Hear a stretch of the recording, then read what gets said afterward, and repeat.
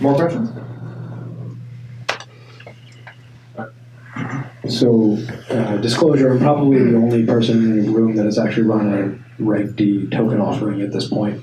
But I'm also one of the most, or we are one of the most active investors in the space and have a vested interest in structuring investments for our portfolio companies as well as those we're doing at arm's length in a way that is compliant. Right? We actually went through the difficulty of doing a Reg D and Reg S offering with no liquidity, as was correctly pointed out. So my question is, from a best practices standpoint, and given the way the market has evolved over the last 60 days or so, where previously it was nearly 100% of the dollars and volume was raised in the public sale, to an environment where nearly all, if not all, of the dollars are raised in a private pre-sale to accredited investors only, where SAFs or a future token agreement of some type is being used, which is clearly a security.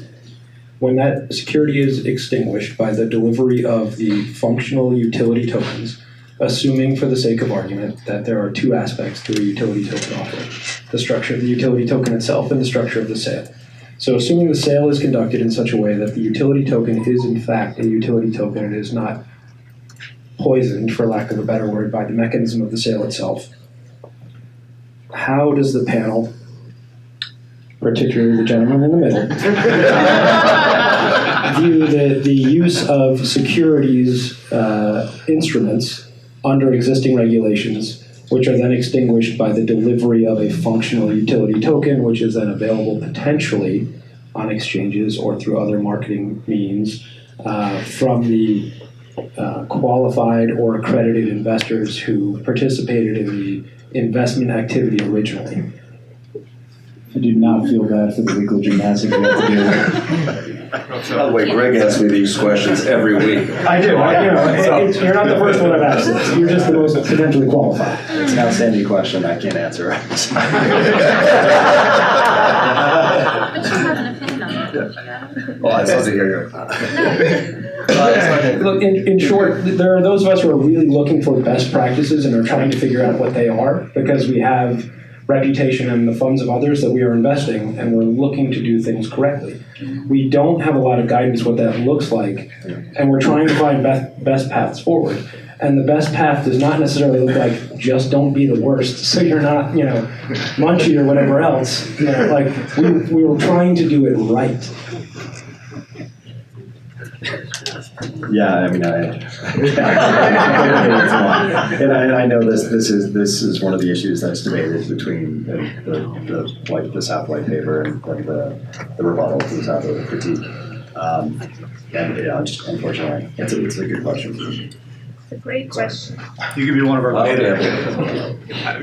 So if there was ever a question pretty much designed to elicit a no comment, that was it. Or just discussion. I'll always respond, Dave, just so it's not just dead space. Ultimately, what we've gotten across in the Munchie order, and I write Munchie order. I mean, I have to say this about the SEC's. I'll just group them into a collective called the public documents.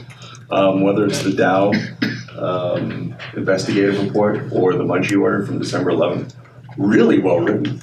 Like really well. You want a good, tight, well-written summary of securities laws and application.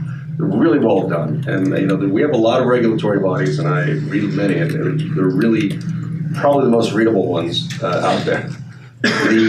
But what they're looking for ultimately is that the buyer at some stage is not buying with the expectation of profits due to the efforts of the team.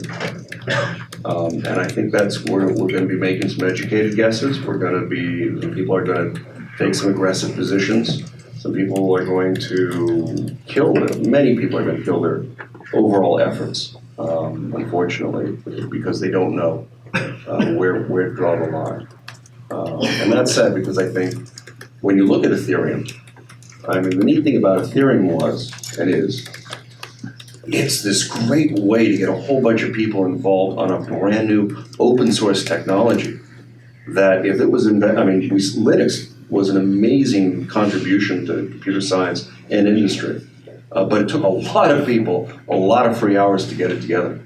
And so created this new model for, in a collective way, creating something that, even if it ends up not being the smart contract platform that rules the day, bringing out some really innovative ideas, bringing out a lot of attention, having large enterprises rethink the fundamental nature of how they do things and how they connect. And I just hate to think that so many good projects might be killed because we're not sure where to draw the line.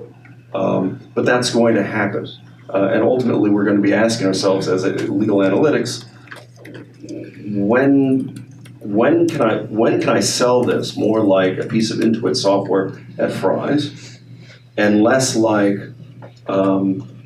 a promise that I'm going to deliver something with my team so that you can make a profit off of it if we're successful. Who in here has bought a token? Who in here has bought a token for consumptive use?